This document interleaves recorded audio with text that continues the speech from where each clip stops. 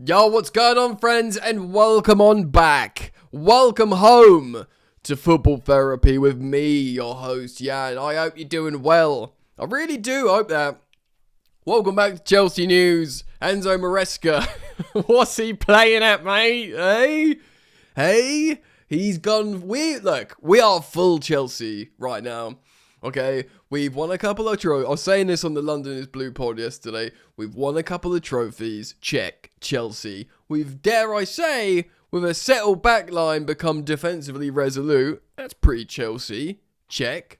And we've got an Italian manager, or, it could be Italian or Portuguese, like Conte or Mourinho, needlessly causing controversy in press conferences. Check. I've got my Chelsea back. Huh? Welcome back to the channel, guys. FYI, today's video / podcast is non-edited. So it's me unfiltered, raw, unpasteurized, like the milk Erling Haaland drinks, straight from the cow's udder, is what you're gonna get today. I'm pretty sick. In every sense of the word. That was a lame joke. But I went out Friday. It was Friday. We are on Monday. I had a horrendous Saturday. Sort of fell sick on Sunday. And chilling on Monday. As, Craig David would sing in no particular order. So here we are. We're going to talk about the game. Reflect on what Maresca's doing with his silliness. Pretty funny though, isn't it? Something to talk about. It gives me something to talk about. Heck, it's my job, livelihood, and dare I say, passion talking about Chelsea. I do love it. It's great stuff. I'm just going to turn the aperture up. I did turn it down when I was guesting yesterday because I remain quite pale. So when you turn the aperture down, it's like more forgiving. Right, so what we'll do is, we'll speak about what Maresca said in this press conference. I'll roll through that. We're obviously playing Cardiff tomorrow in the Cup away, who are a third division team, which is of course appropriately called League One. But they're top of the pops, mate. They are top of the league. Oh yeah, by the way, welcome back. Thank you for liking and subscribing. Yeah, I'm genuinely very grateful. Huh? Over 200,000 of you. That's sensational scenes. So thank you for liking and subscribing. If you got them hype points, please do consider dropping those. And yeah, man, also worth mentioning that all daily uploads are now available on all good podcast platforms like Apple and Spotify, and indeed other ones that I've never heard of. So follow and 5-star, because I do believe that will help me get discovered on said platforms, and maybe, just maybe, it will become a successful platform for me. At the moment, I'm doing it for your convenience, and I'm actually genuinely paying money for your convenience, possibly losing out on revenue as well on top of that. But hopefully it will work out. I'm not saying I'm going to do it forever. It's a 6-month test, so if you want me to keep uploading on these podcast platforms, get every single one of your family members to 5-star me on Spotify. And we'll see if we're good. Right, so let's hop in. It's going to be more conversational. It's going to be more chill today. And maybe that's a good thing. Maybe that's nice. You and me hanging out, dear friend. So Maresca, he's spoken to the media. Naturally, and unsurprisingly, he was asked and provoked about his comments.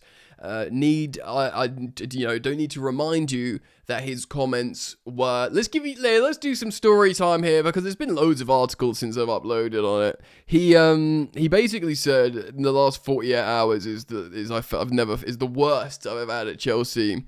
In terms of not feeling the support. Some people speculated it was fans. I thought it was an internal issue. It seems like it was an internal issue, that it's about support in the hierarchy. Chelsea insiders were leaking to journalists elements of the story. I thought it was quite funny that Ben Jacobs published that he did it because Bedadig Barley was away. Daddy was away. Because after every game, usually, Bedadik Barley goes into the changing room and like gets a debrief off Maresca.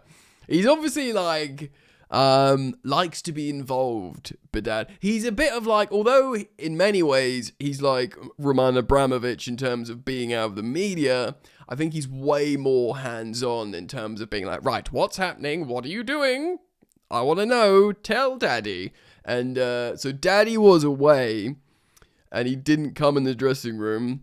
Pause. So Maresca gained courage, I suppose. When Daddy was away, he got big. He got big and was like, I'm not feeling supported. Apparently Chelsea were like, what? They didn't expect him to come out with that. And it's controversial. Clearly he's unhappy with elements inside of the Chelsea hierarchy and structure. The story remains that he's meant to have this like 2-year review. He's a 5-year deal, lest we forget. He's under 5-year contract. So they're kind of all in on Maresca. And after 2 years, 2 seasons, they'll look at him, right? So they'll look at the first season and be like, wicked, cool, couple of trophies, Champions League qualification. And they'll look at the second season, and I guess they need to see progress. Even if we don't, say if we finish 5th and not 4th, so worse off. Say we don't win a trophy, but like, you know, have a good run in the Champions League. I reckon he'll probably be alright still. Do you know what I mean? This is my speculation, I'm guessing here. But, if there's like some negative trends and some unhappy players. But I wonder what this like lack of support was represented by. Was it the sporting directors going, ooh, we don't like what's happening here. Ooh, we don't like this. Because his methods, I've just been speaking yesterday on the London's Blue about, everyone's been waxing lyrical about the development of Malo Gusto in the inverted role. Everyone called Maresca a madman when he wanted to put Reece in midfield, and he dropped, an amazing performance against top of the league Arsenal in midfield when his team were down to 10 men. And actually, the biggest enforcer of the Chelsea midfield, Caicedo, was gone. Bro got sent off, marching orders, yeah. So that was, pretty wild. And then, of course, now Malo Gusto scoring goals and putting in total performances that match of the day are sort of highlighting Malo. So I think he will be good. I've been pretty consistent. I like Maresca. I think if Chelsea sack him, he won't walk because money's on the table. So not how football works. But if Chelsea sack him, he'll get another big job super easy. Like, I'll put the farm on him getting a Champions League job, like, straight away. Like, I wouldn't be surprised if Juventus, or I said a couple of times recently, like, because Simeone's making noises about maybe one day managing Inter, I reckon because he's, fluent in Spanish, that he'd go, maybe someone like Atletico would look at Maresca. I don't know. I think he'd get a big job. Do you know what I mean? So he went into this, and I was asking him, and he said, I've already spoken. He said, this is it. This is the interesting thing, bro, because he didn't pour cold water. He could have been like, do you know what I mean? He could have been like, forget about that. I was emotional. I love everybody in the club. Everything's cool. I don't know why I said that. Sometimes we say things. Let's move on with our lives. Did Maresca do that? No, he did not. He just said, I'd already spoken about that. I don't have anything to add, which of course means he still stands by said comments. He says, it's Cardiff tomorrow, please. I've already spoken about that. I was quite clear. Bro said I was quite clear. So he's not backing down. He's clear on his comments and he feels the same. That's what that means, dude. And then he keeps, naturally the journalists are doing their job. They're like prodding him, like, yeah man, give us some juice. We want the juice. You can't just say that and pour no juice. He just says, look, I have nothing to add. The focus is on tomorrow game. Goes on to say, we are in an era where everyone can say what they think. Yeah, I'm doing that right now. I respect people's opinions, but again, I have nothing to add. My focus is on tomorrow. He goes on to say, I love the Chelsea support. They deserve the best. Obviously being us fans. Yeah, you don't take on the fans, bro. That's what I keep saying. You got to you've got to, like, align yourself. As soon as you take on the fans, you're cooked. So he obviously knows that. He's not stupid. He's quite a smart geezer, to be fair, Enzo Maresca. I find this fascinating. The fact how he was like, he's completely just like, no, you know what I said. You know what I said. It's basically said, I'm sticking with what I said. I was very clear, and I'm not going to add anything, which is pretty crazy.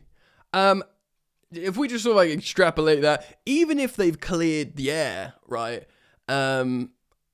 He could still be like, they made me feel bad for 2 days or whatever he said, 48 hours. He could still be like, do you know what I mean? Even if they've like, all right, let's move forwards here. He could still be like, but you hurt me. Do you know what I mean? I was still sad. I'm fine now, but I was still angry and sad with you. Arguing with your partner. They're like, we're cool now, but that time happened. He's sticking with it. So we got a game of football. He spoke about Cardiff. He says they are winning games. We need to pay attention and be careful. We can achieve something important. A third semi-final in 18 months. Someone's been feeding him the stat. I mean, you're obviously going to remember that. But yeah, a third semi-final in 18 months is pretty good, I guess. Obviously speaking about the man at the moment, Cole Palmer. Cole, in this moment, deserves to be protected. He's not available to play 2 games in 3 days, excuse me. Yeah, you don't want to play Cole in this midweek game after just playing him, like, what was it, 57 minutes or something? So yeah, I'm 100% for protecting Cole Palmer. He looked very good. He's not 100%, you can tell he's not, like, cooking on all cylinders yet. But yeah, protect him. If we don't need Cole Palmer to be, this is gonna be a clip. You don't need to need Cole Palmer to beat Cardiff City. Sorry, no, cut to when they slap us up at home and we don't respect them enough and it's Leeds away all over again. Yeah, no, absolutely. Yeah, Cardiff are winning games, bro. Look, I'm going to say 2 words, yeah? And you'll know exactly what I mean. Grimsby Town. And then obviously Manchester United, if you want to say 4. But that do you know what I mean? It's out there, bro. The nightmare, the upside down is willing to take you, Who knows it's going to be representing Vecna, some Football League striker that you've never heard of just sort of sinks darkness into your heart. And that could happen with Cardiff, so you've got to absolutely respect him. And we know he was pressed on the situation. He's like, we need to move forward, yada, yada, yada. He's asked about if he's enjoying it. If he's enjoying the season. He says absolutely yes. He talked about the Carabao Cup generally. It's something we want to achieve. Also for the fans. It's a club. Yeah, it's history. It's Premier League, Champions League, these kind of trophies. It's a club. I mean, we are definitely a club. I can confirm that. Not sure what he means there, but no idea. Chelsea have... apparently the press conference died.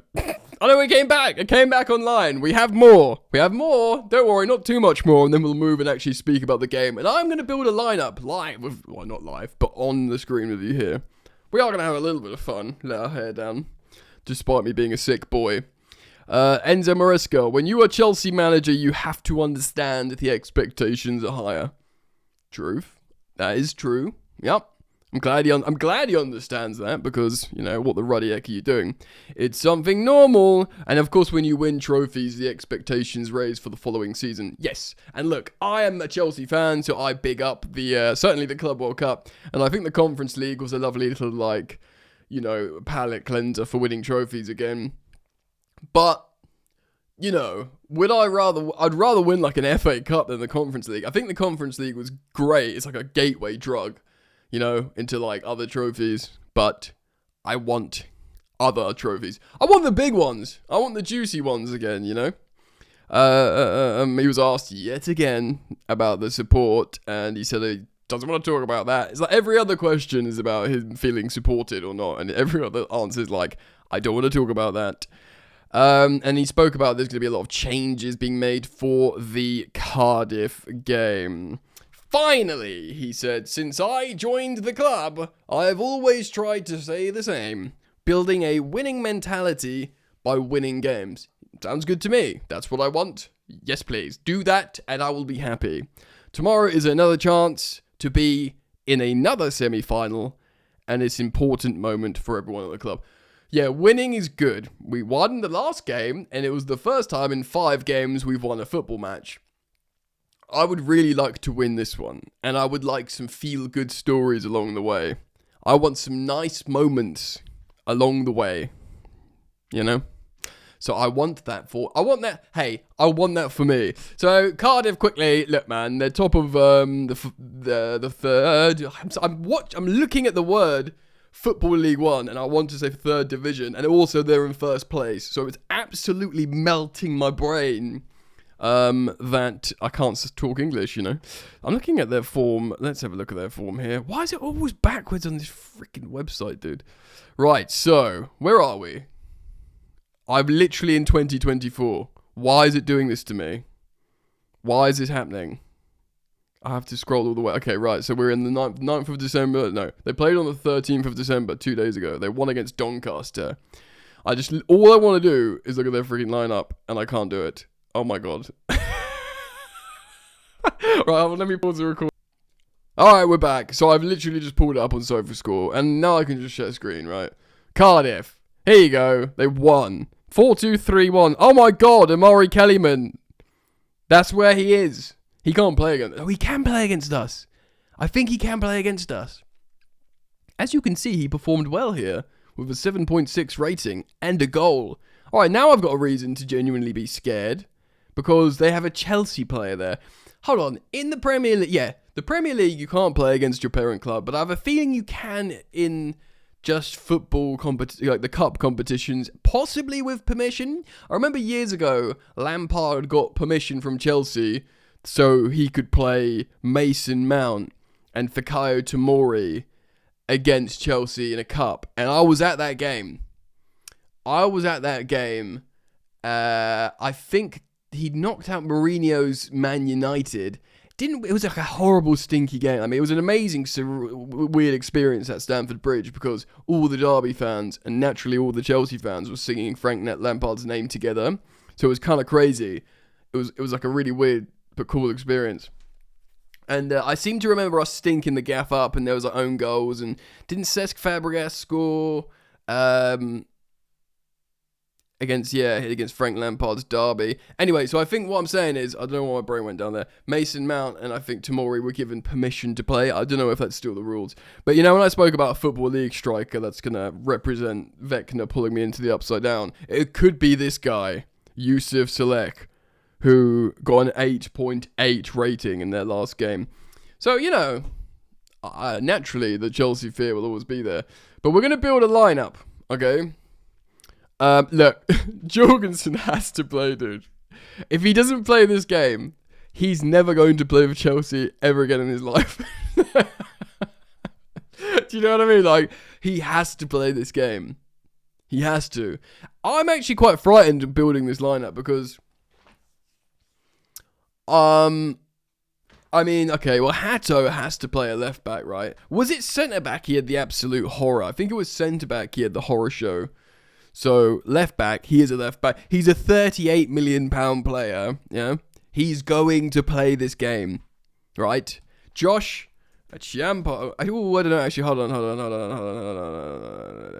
Josh Achampong is going to play right back, yeah? He's going to, I don't know why he hasn't got a picture here, but he is going to play right back. Badia Shiel is going to play left centre back. I wanted to play a Champong right centre back, but it's going to be Tosin, isn't it? I mean, we can't completely throw him out in the cold. He's going to play some football.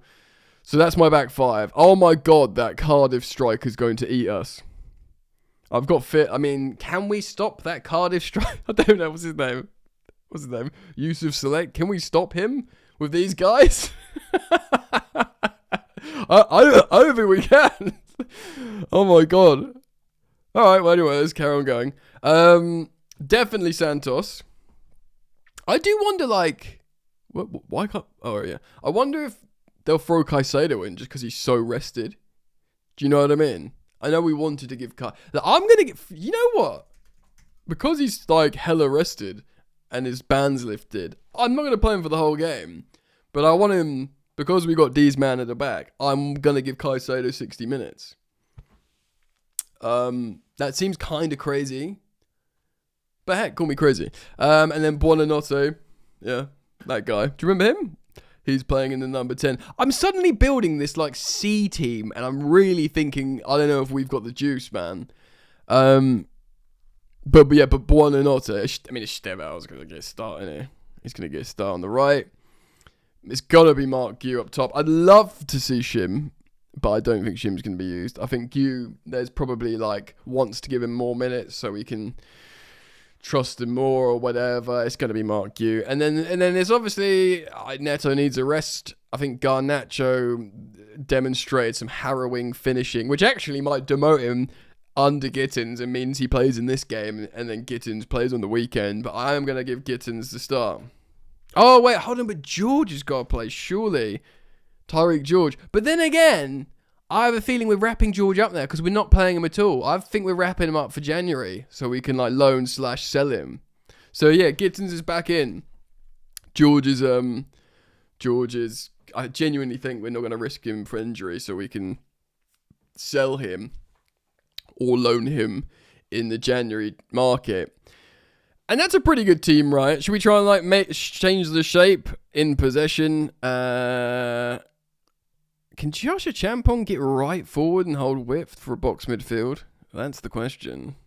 So, like, as in like Buonanotte left pocket, Estevao right pocket, Josh holding the width on the right, kind of like that. And then Hatto's kind of playing that hybrid, you know, sort of left centre back, left back row. I mean, maybe. You could, of course, do it the opposite way, but then you don't want to get Gittins is a width holder. He's not an inside player, so you'd maybe see that shape in possession. I think. Let's reset, boys, and then maybe like what do we play? Our possessions 4-4-2, front two pressing, which would probably be I don't know, Buonanotte and Gu like that. Probably, I think. All right. So should we land this plane? Naturally, we have to win. I think we will need to bring firepower on the bench. Because if things don't go right, you need to be able to be like, uh-oh. So I would genuinely start Caicedo because I'm resting both Reece and Gusto. And obviously Lavia and Asugo aren't available. So I genuinely start Caicedo and I'd get him to, and like Enzo Fernandez looks tired, Cucurella looks tired. Do you know what I mean? These men just need a midweek rest. I would just start Caicedo because he's a machine and he's had so much rest. I would start Caicedo. I'd say 60 minutes. Can you just be the grown up on the pitch here and be like, right, all of you behave and we're gonna get through this. And if it goes well, then you can like take him off. You know, you can take off Caicedo and you can bring on whoever. See the game out. If you need some goals or some extra, you know, goal threat, not Cole, but like, you know, Neto will probably be on the bench, you know, as an experienced big boy. I can imagine Joao Pedro will travel, and if these men don't start, but this is what I'm saying. You know, Garnacho probably would. And for all Garnacho was rightly criticised for what is harrowing finishing again that game against Everton, he does get in the right positions, you know. He does, and he can score goals. The thing is, he had 4 good goal-scoring chances against Everton, Alejandro Garnacho, and if I'm being fair, I think he should have 2 goals, and he walked away with no goals. So, yeah, stinker, but only in finishing. He did a lot of other stuff right. Maresca praised his pressing, not something that I picked up on, but, you know, getting into goal-scoring positions is a talent in itself. Anyway, I don't think we're going to keep a clean sheet. Why, Yannick? I'll show you the defense I've chosen again. There you go. That's why. No disrespect to these men, but I've seen some howlers from Jorgensen and Tosin recently. I mean, look, Champong is a teenager. Well, so is Hato, actually. But Champong seems to be the best defender out of these men, and we're coming up against a team under the lights who are top of their league. They'll just score a goal, won't they? So I don't think we're going to keep a clean sheet. But I do think we're going to win. And I'm going to say Chelsea have an away win 4-2. So Cardiff 2, Chelsea 4. That's what I think. That's how many goals. So let me know what you think. Please do. If you're watching on YouTube, drop it down in the comment section below. Thank you, as always, for liking, subscribing, supporting the content. I'm very grateful. Go check it out on podcast platforms. Follow and 5-star and share. And we could all be friends forever. Other than that, I think I'm out. So take care of yourselves.